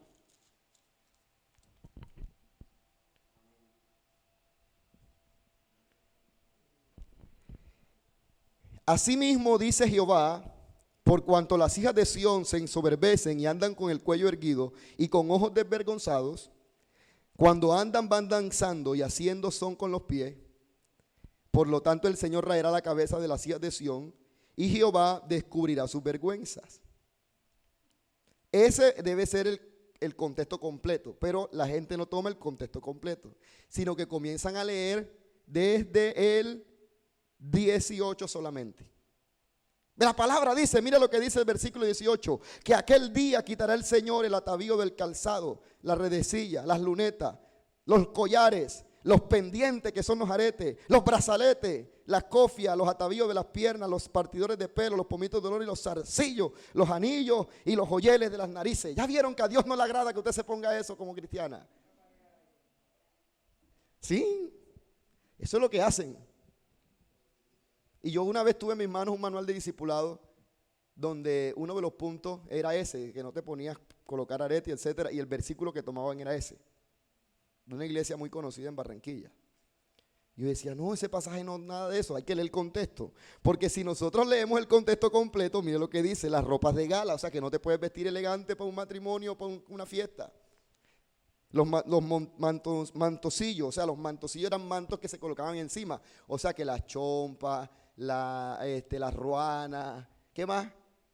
La otra cosa que se colocan encima, la ruana es la gruesa y la delgadita, ¿cómo que se llama? Poncho, bufanda, todo eso también es malo. Dice, los velos. O sea, si vamos a leer el contexto completo, también hay que prohibir los velos. Y resulta que el apóstol Pablo recomienda usar velo. Y esas que prohíben los aretes, con base a este versículo, muchas de esas iglesias se ponen velo. Y aquí también están prohibidos los velos, supuestamente prohibidos. Las bolsas, ¿sabes las bolsas que eran? Son las modernas carteras. Las bolsas las usaban las mujeres y algunos hombres también para guardar cosas en los viajes. O sea, las carteras, los bolsos. Aquí se las bolsas. Los espejos. O sea, que Dios también prohíbe los espejos. El lino fino, las gasas, imagínense. Los tocados, eran un tipo de peinado. Y en lugar de perfume aromático vendré de hondez. O sea que ya per se perfume es pecado. O sea, si los que toman el versículo 18 para prohibir aretes y prohibir cadenas y collares, también prohíban los perfumes. Porque el contexto completo también dice que el Señor tampoco dejará perfume. El Señor va a dar hediondez. Échense agua podrida. Cuerda en lugar de cinturón. No compre correas ni fajones. Póngase una pita. Cuerda en lugar de cinturón. Cabeza rapada en lugar de compostura del cabello. Si usted se arregla el pelo, usted está en pecado. Rápese. En lugar de ropa de gala, ceñimiento de silicio. O sea, vístase de negro siempre. Quemadura en vez de hermosura. Si usted es una mujer bella, usted no puede ser santa. Quémese la cara para que sea santa. Tus varones caerán de espada. O sea, tú dices, ¿será que esto es una norma bíblica de prohibición? Usted lea el contexto. Entonces el contexto dice que por cuanto hubo orgullo, ojo, en las hijas de Sión. Y resulta que las hijas de Sión eran los dos reinos divididos, el del norte y el del sur. ¿Por qué? Porque era la misma ciudad o el mismo territorio, los mismos reinos que se había dividido, eran dos. Por eso la Biblia proféticamente siempre las llama las dos hermanas, refiriéndose a Israel y Judá. Israel capital Jerusalén y Judá capital Jerusalén, Israel capital Samaria. Lo llama hermanas proféticamente. Cuando en la Biblia, cuando en Isaías se habla de la mujer, se está refiriendo a su pueblo.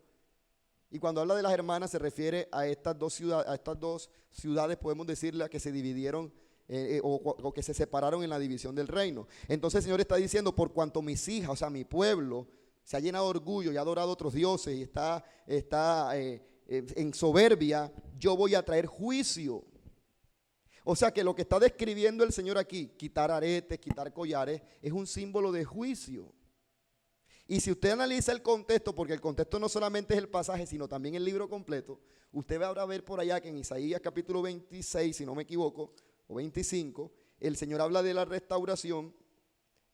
Y una de las cosas de restauración él dice, te vestiré como novia que se atavía para su esposo y pondré joyeles, te vestiré, te ataviaré como mujer hermosa, y comienza Dios a describir a su pueblo como esa novia vestida, ataviada con aretes y joyeles, hermosa, presentada para su esposo. Entonces podemos entender en el contexto profético de Isaías que el quitarse aretes, maquillaje y quitarse todas esas cosas es una señal de juicio, y el ataviarse o el colocarse adorno era una señal de honra. ¿Por qué? Porque Isaías toma la realidad judía para un contexto profético. Entonces eso, aunque ahí no está hablando de una mujer literal, sino de su pueblo, pero nos revela cómo era el contexto cultural de las judías. O sea que las judías sí se maquillaban, sí se arreglaban y sí se colocaban adornos, porque para Dios esa era señal de honra, era señal de exaltación, y el quitarle todo eso era señal de juicio.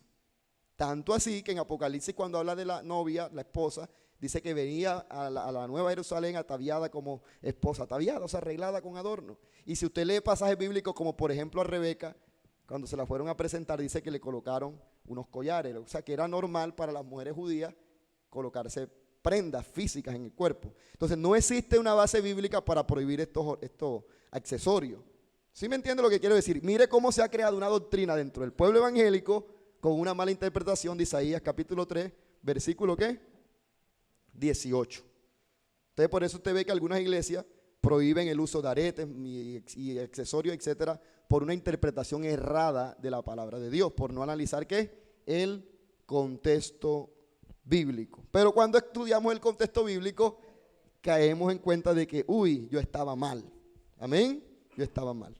Entonces, lo tercero, Defina ciertas palabras que se encuentran en el texto. Defina ciertas palabras que se encuentran en el texto.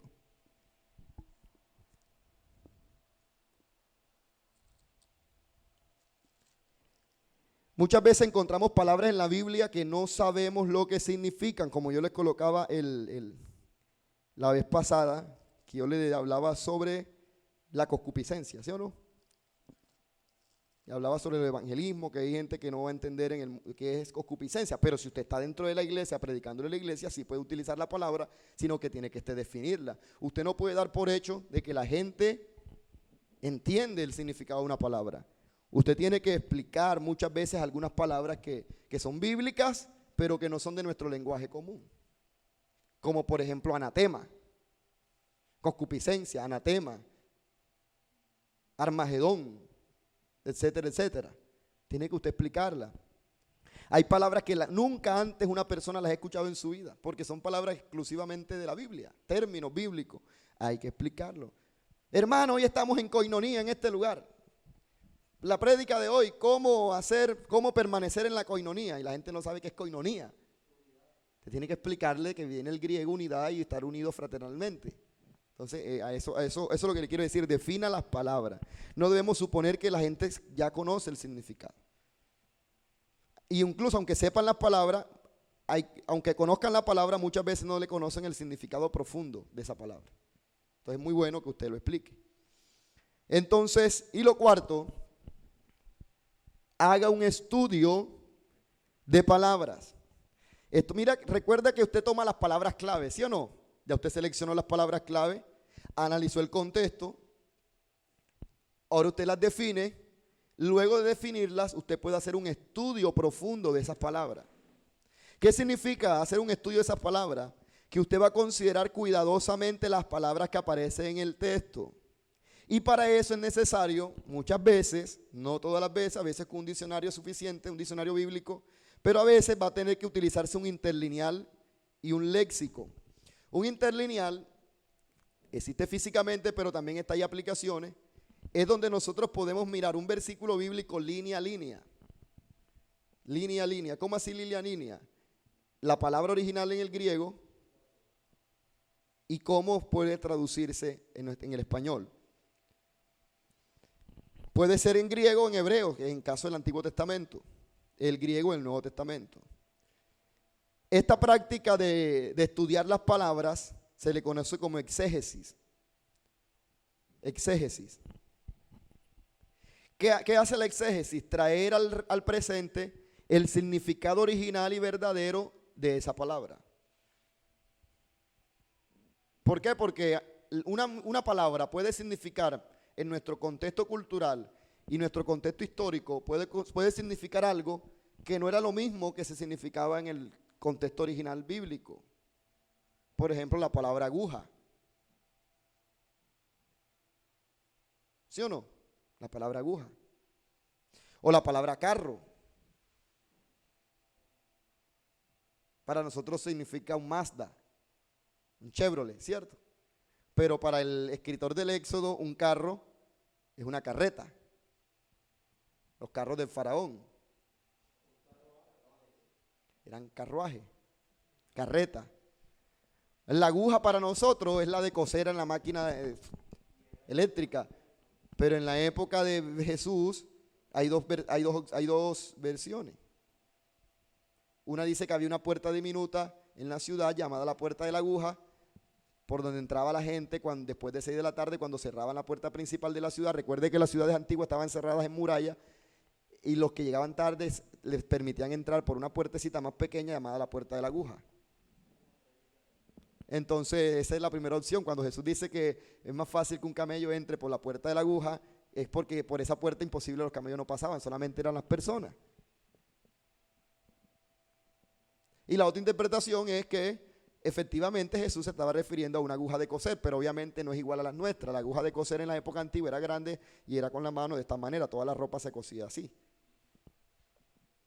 Cualquiera de las dos no tiene nada que ver con la aguja moderna. Entonces tenemos que analizar el contexto de las palabras, el significado de las palabras. Amén. Vamos a pasar a la siguiente presentación y vamos a mirar algunas herramientas. Pase siguiente. Ya eso lo expliqué. Herramientas para la preparación de un sermón. Se me pasó, yo iba a traer de mi oficina algunos materiales para que ustedes los fueran conociendo, pero creo que no va a dar el tiempo hoy. Nos quedamos en compromiso para... Pero sí les voy a dejar una tarea, que vayan descargando una aplicación. Yo voy a mandar el link por el grupo para que ustedes la descarguen y la instalen. Y les voy a mandar el tutorial para cómo instalar los módulos, que es el Eastword. Y ahí ustedes van a encontrar la mayoría de esas herramientas. La primera, un diccionario Larousse o un diccionario español. Un diccionario normal, de eso de español. ¿Por qué un diccionario normal de eso de español? ¿Por qué? Porque hay palabras que, aunque son de nuestro idioma, muchas veces no le conocemos el concepto. No es que vamos ahora a predicar diciendo esto significa tal, no, para nosotros poder entender. Podemos buscar palabras en el diccionario que quizás nosotros no conocemos. Palabras de nuestro vocabulario diario que aunque las usamos o aunque las hemos escuchado, no sabemos en sí lo que significan. Entonces podemos tener a la mano un diccionario. También incluso podemos agregar al Larousse, también hay un diccionario de antónimos y sinónimos. Allá vamos ahora. Hay un diccionario de sinónimos y antónimos. O incluso el diccionario completo Larousse trae la sección de antónimos y sinónimos. Entonces dice la palabra tal, entonces dice abajo en azul, antónimos tales, abajo en rojo, sinónimos tales, abajo dice conceptos tales. Son diccionarios completos, también los hay de ese modelo. Sí, se pueden buscar de forma digital también. Tú puedes descargar una aplicación de diccionario Larousse completo, también está completo. Te muestra los sinónimos, los antónimos y te muestra la definición. Proviene de la raíz tal, tal, tal. Incluso a veces te dan 3 definiciones. 1, acción y efecto de, que es la definición más básica. Después viene otra y otra. La segunda herramienta.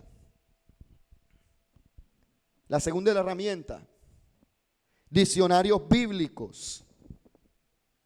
Los diccionarios bíblicos nos ayudan a poder definir palabras. Definir palabras que se usarán en la predicación. Palabras que están exclusivamente en la Biblia.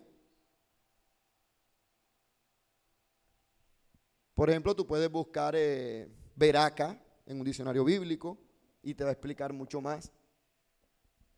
Por ejemplo, tú puedes buscar Betesda.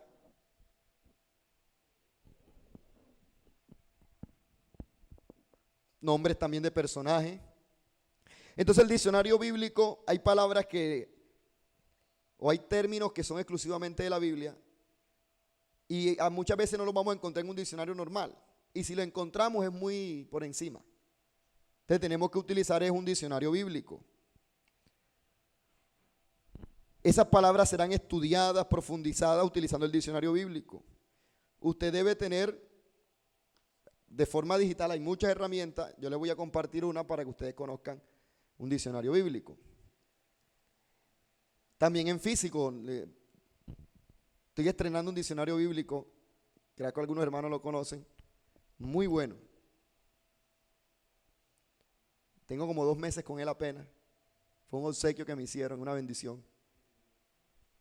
El precio está en 325, algo así, lo estuve consultando. Muy agradecido por ese detalle. Pero hoy en día, gracias a la tecnología, usted puede encontrar diccionarios bíblicos en línea. En Google usted coloca, pero yo les voy a compartir una aplicación.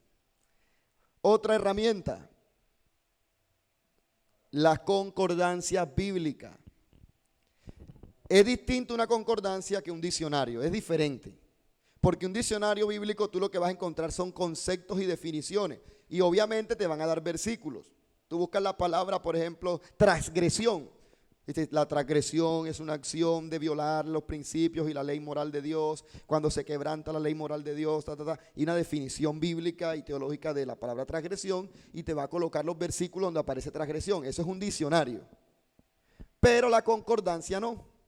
La concordancia bíblica, la palabra dice concordar, parece un diccionario porque van a estar las palabras, pero no va a haber ninguna definición ni ningún concepto. Simplemente o solamente las referencias bíblicas donde aparece esa palabra.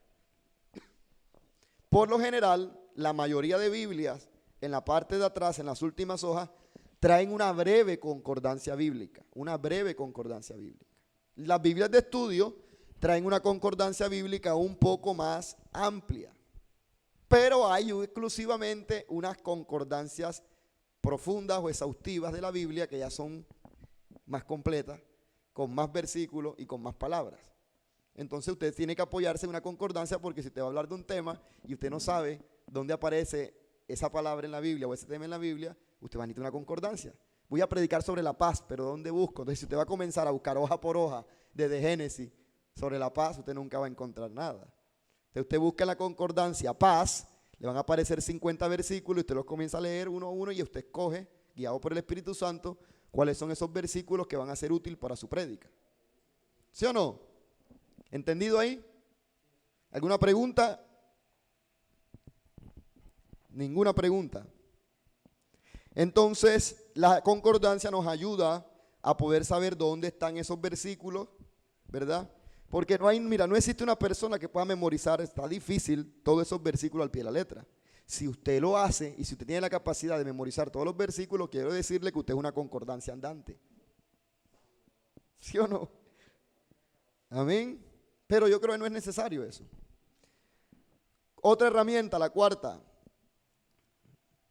La cuarta herramienta, los comentarios bíblicos.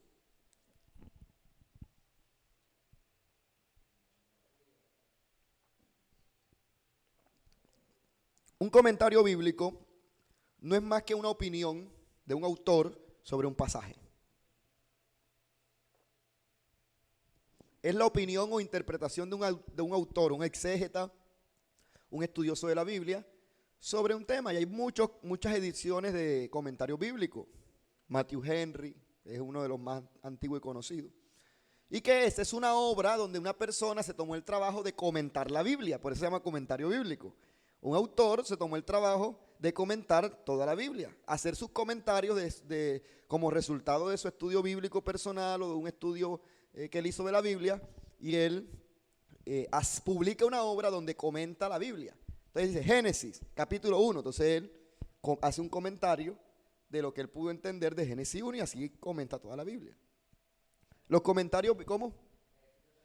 Sí, las Biblias de estudios traen frases o párrafos de comentarios bíblicos, pero hay unos comentarios bíblicos que son exclusivamente un libro que se llama comentario bíblico. Y las Biblias de estudio lo que hacen es que toman párrafos y frases de comentario y ayudan mucho.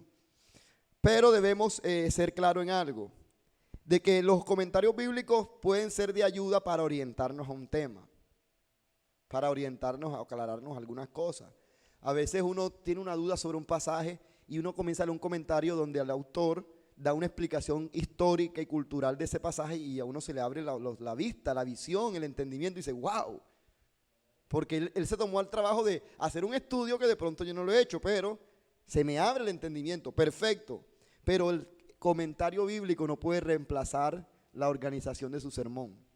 Porque hay gente que lo que hace, que les toca predicar el domingo, busca un comentario bíblico y transcriben al pie de la letra todo lo que el comentario bíblico dice en una hoja y eso lo vienen a leer el domingo. Eso no tiene idea, eso no tiene gracia. Un devocional es un comentario bíblico muy elemental, por eso es un estudio devocional. Los comentarios bíblicos son distintos porque ya hacen un estudio más profundo, una interpretación más profunda. Sin embargo, no es palabra de Dios. ¿Por qué? Porque la palabra de Dios es la Biblia. Cualquier interpretación que le haga a alguien es eso, una interpretación. Entonces no podemos mirar los comentarios bíblicos como si fueran la última rema de Dios, porque resulta que la Biblia no tiene errores, pero los hombres sí pueden errar. Entonces usted no puede poner 100% su confianza en un comentarista bíblico. Mira, hay un comentarista bíblico que dice de que el soldado del centurión romano que pidió sanidad, ¿se acuerda que hubo un centurión romano que le dijo a Jesús, mira, mi siervo está allá Mi siervo, el centurión romano dijo, mi siervo está ya enfermo en casa y tal, no soy digno de que entre a mi casa, una palabra tuya. Un comentarista bíblico muy liberal decía de que en la cultura romana, los romanos tenían jóvenes amantes. O sea, que aunque ellos eran de alguna manera heterosexuales, o sea, que tenían sus esposas, pero también les gustaba el entretenimiento con muchachitos. Entonces, esos muchachitos eran de su entretenimiento sexual y los tenían como sirvientes en sus casas, siervo. Entonces, que ese siervo del centurión romano era su jovencito de compañía, no sé si suena así. Entonces él decía que mira que Jesús no tuvo ningún problema con sanar a un joven que era homosexual o que era la pareja del soldado. Por lo tanto, Cristo no hace exclusión. Entonces ya ahí se están metiendo con la ideología de género y el mensaje del diverso esto de la inclusión y todo lo de la agenda LGTBI. Toman ese versículo para apoyar la agenda LGTBI. Y es un comentarista de una editorial que se llama Editorial Bíblica Latinoamericana. Entonces, ese libro está en las librerías cristianas. Y muchos predicadores hoy en día, yo le he escuchado en sermones hablando de eso. Porque leyeron en un comentario bíblico eso y resulta que usted lee otros comentarios bíblicos, usted hace un estudio personal del pasaje y usted se va a dar cuenta que eso está totalmente errado. Eso no es cierto. Entonces, puede pasar de que algunos comentarios bíblicos estén errados. Entonces usted no puede poner su confianza 100% en un comentario bíblico. Datos culturales, datos históricos, ok, pero usted tiene que ser muy analítico, amén. No puede reemplazar el comentario bíblico su estudio personal. La quinta herramienta, diccionario de palabras del Antiguo y Nuevo Testamento. Entonces ahí encontramos el Astron, S-T-R-O-N-G, el Astron, diccionario Astron.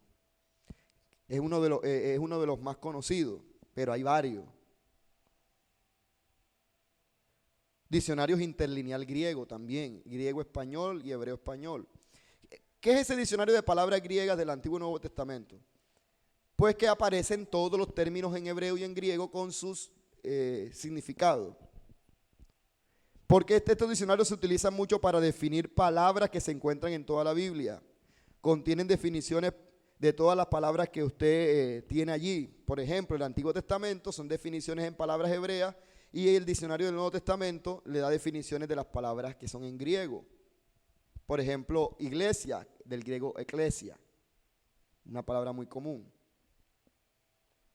Y ahí va a decir que es la asamblea de los convocados afuera, de los separados y tal, etcétera.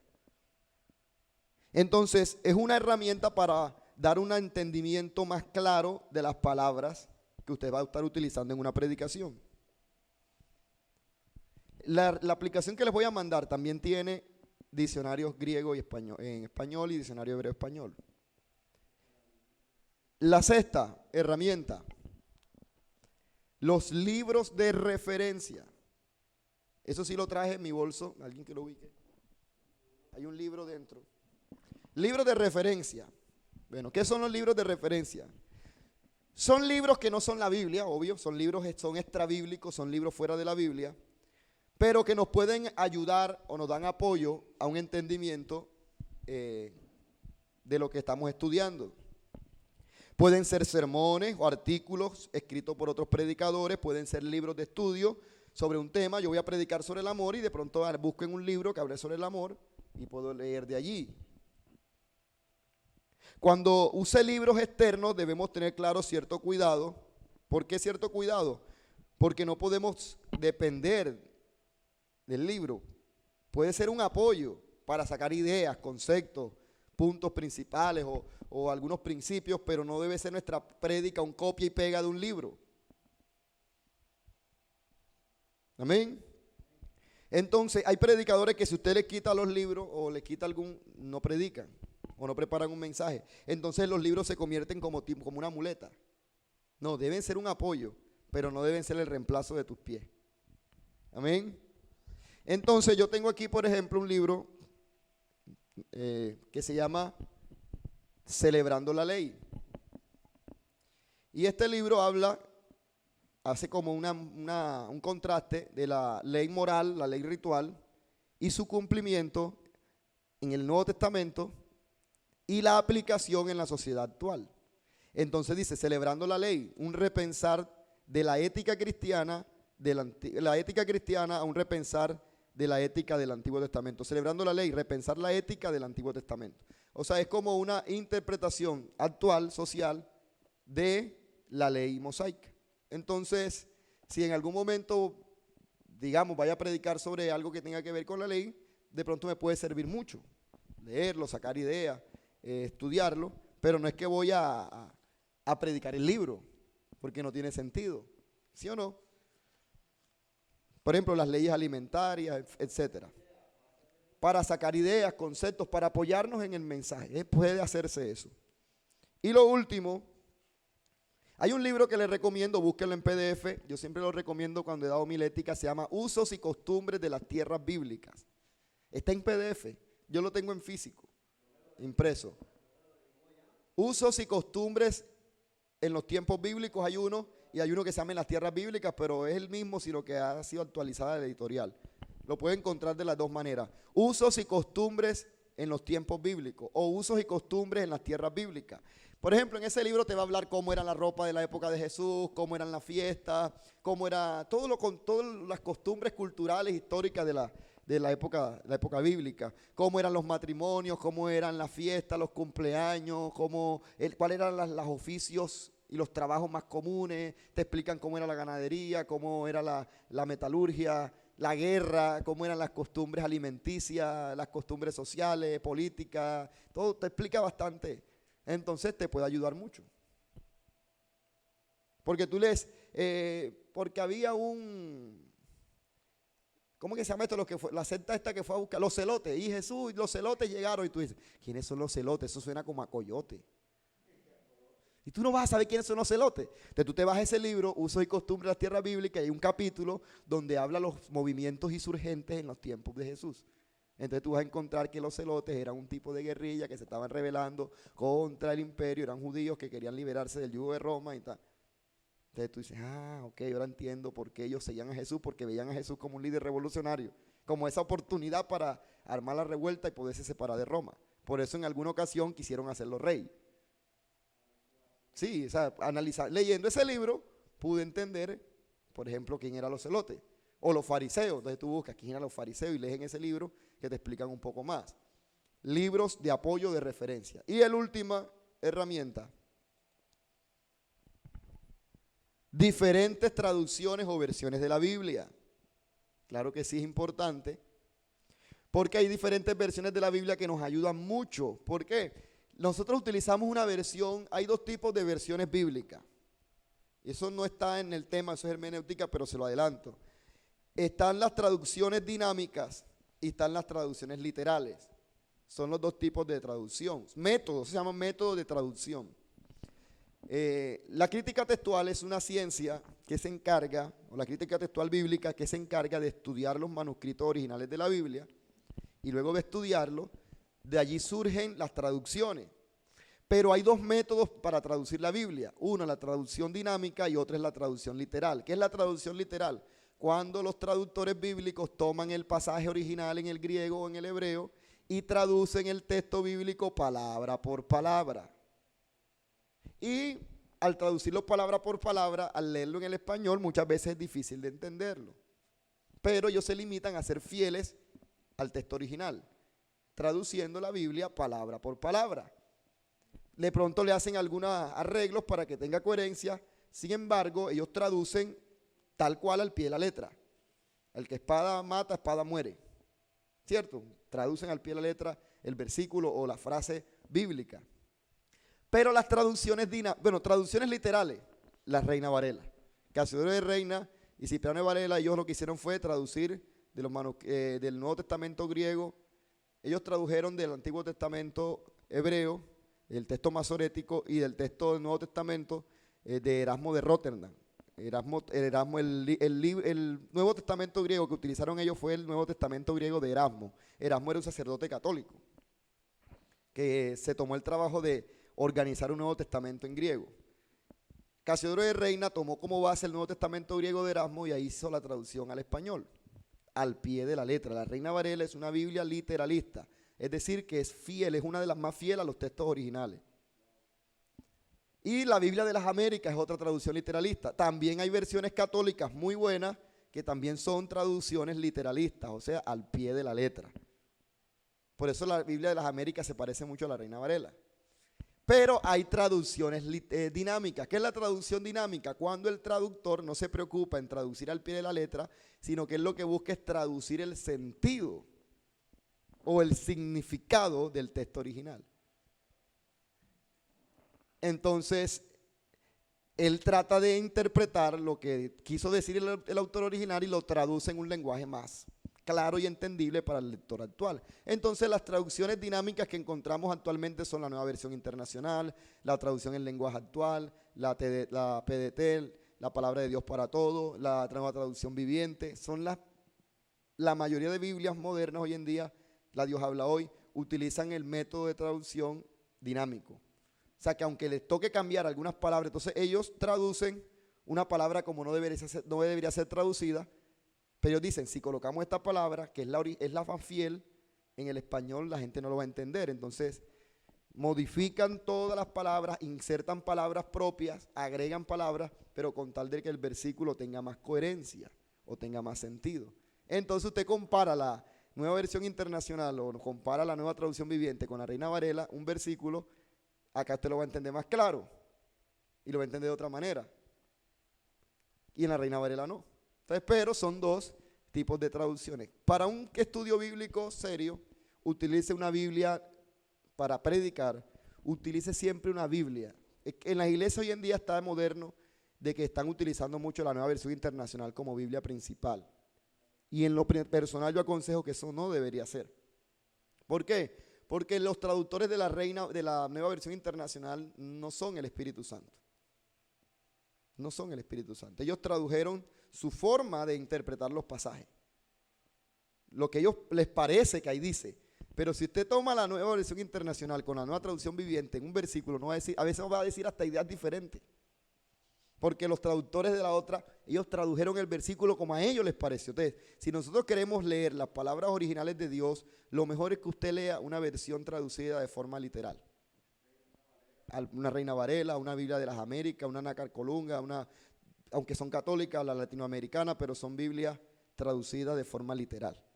Amén. Si usted necesita de pronto ampliar la idea, entonces usted busca las otras Biblias y usted compara y dice, no, a mí no me parece, como no me gusta como dice esta versión. Y usted va buscando y va enriqueciendo su idea. Pero utilice usted como Biblia principal suya de estudio personal una Biblia de traducción literal. Por eso es que la Reina Varela no la han podido sacar.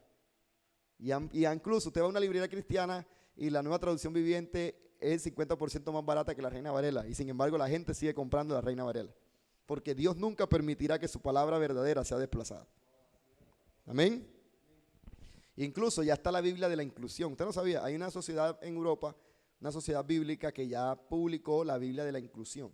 Donde esos versículos que la Reina Varela le dice, ni los que se acuestan con varones y condena eso, ya esas otras Biblias lo han acomodado a la interpretación moderna de ellos. Porque ellos dicen de que Pablo cuando condenaba la homosexualidad en Romanos capítulo 1 no se refería a un acto homosexual, sino a un acto de prostitución entre hombres. Entonces, por lo tanto, Dios no condena el amor entre hombres, sino Dios lo que condena es la prostitución. Y ellos le dan esa interpretación. Y ya hay una Biblia por ahí rodando, que es la Biblia de la inclusión, y traduce esos versículos de forma acomodada. Entonces, por eso lo mejor, mira, incluso en Corea del Norte, leer la Biblia está prohibido. Usted sabe que son países comunistas.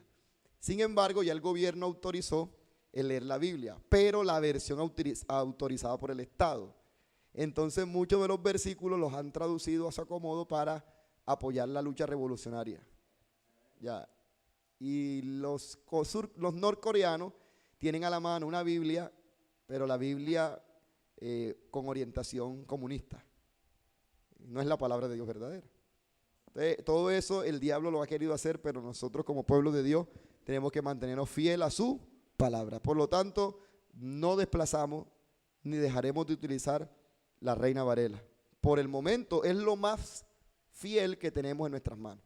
con sus detalles, obvio, porque la obra humana tiene dificultades. Pero hasta el momento lo más fiel que podemos tener a nuestro acceso es la Reina Varela o por lo menos la Biblia de las Américas, que también es muy recomendable. Amén. No estoy diciendo que las otras versiones sean del diablo, sean satánicas, no, yo tengo muchas en mi biblioteca, pero las utilizo como apoyo, pero no es mi Biblia principal de estudio bíblico. Amén. Entonces pensé que el tiempo nos iba a alcanzar porque íbamos a hacer un ejercicio. ¿Y cuál era el ejercicio? Que íbamos a traer el texto bíblico que ustedes trajeron, o el tema, y vamos a poner en práctica lo que expliqué hoy. Tomar el texto, buscar las palabras, pero usted lo va a hacer en su casa. ¿Está de acuerdo conmigo? Lo que hoy aprendimos, usted lo va. ¿Por qué necesito que usted lo haga en su casa? Porque usted no va a dar el bosquejo todavía. Porque el tema que viene la otra semana es cómo armar el bosquejo. Entonces no se adelante. La otra semana vamos a enseñar cómo armar el bosquejo. ¿Usted qué es lo que va a traer? Como una lluvia de ideas. Usted va a traer en su cuaderno ya la selección de las palabras, ya va a traer las definidas, ¿sí o no? Va a utilizar un diccionario. Yo voy a mandar la herramienta diccionario bíblico. Usted va a traer, no importa que esté desordenado, no importa. Porque así se arma un mensaje. Usted tiene en un cuaderno las ideas por allá. Yo soy de los que apunto muchas cosas, en papelitos sueltos por ahí. Entonces usted tiene anotado en su cuaderno las palabras definidas. Traiga todo lo que usted pueda ahí organizar. Y luego aquí vamos a aprender cómo tomar todo eso que usted tiene y organizarlo. Esa organización es lo que se llama bosquejo. Y hay unos principios y unas herramientas de cómo armar un bosquejo. Y lo vamos a aprender el próximo lunes. Amén. Pero ya usted tiene que venir adelantado. Lo que aprendimos hoy, hágalo. Buscar las palabras, todo lo que aprendimos hoy, póngalo en práctica. Si se lo olvidó, véase el video que vamos a compartir ahorita y repáselo. Amén. ¿Alguna pregunta? ¿Nos queremos ir? Díganos. La tarea, bueno, la tarea consiste en que, ¿se acuerda que en la primera clase yo les dije que tenían que seleccionar un tema o un pasaje? Entonces, con ese tema o pasaje que ya usted tiene, usted va a poner en práctica todos los pasos que explicamos hoy y los va a traer ya en su cuaderno. ¿Cuáles pasos? Que dijimos que hay que estudiar las palabras, que hay que mirar el contexto, subrayar las palabras clave. Esas palabras clave que usted subraye, tiene que buscarles la definición en el diccionario, tiene que utilizar una concordancia. Busque en la Biblia donde aparecen versículos con esa palabra clave, las definiciones, todo eso usted lo va a ir armando en su cuaderno. Ya, va a estar desordenado, no se preocupe. Pero aquí la próxima clase vamos a explicar cómo organizar todas esas ideas. El proceso de organizar esas ideas, es lo que se llama construir un bosquejo. Vamos a aprender el próximo lunes a cómo construir un bosquejo. Amén. ¿Se lo va a perder? Sí, se lo van a perder, se quedaron silenciosos ahí en mí. Por nada del mundo. Gloria al Señor. Espero que esta clase haya sido de mucha edificación para ustedes. Muchas gracias por tenerme paciencia y estar allí. Gloria al Señor. Ya los hermanos acá están hasta bostezando. Gloria a Dios. Y gracias a usted, mi paz. Ale. Amén. Vamos a orar antes de irnos. Padre, te damos gracias en el nombre poderoso de Jesús por esta clase, por esta lección. Te pedimos, Señor, que a cada uno de estos estudiantes, de estos hermanos, Señor, que se han dispuesto a aprender, seas tú ayudándole, dándole la inspiración, dándole la fuerza, la sabiduría y el entendimiento. Llévanos a nuestra casa en bendición, en victoria, y los que están allí en sus hogares conectados, síguelos bendiciendo en este resto de noche, Señor. Pedimos tu presencia y tu respaldo. Amén y amén. Dios les bendiga y Dios les guarde. Nos vemos el próximo lunes.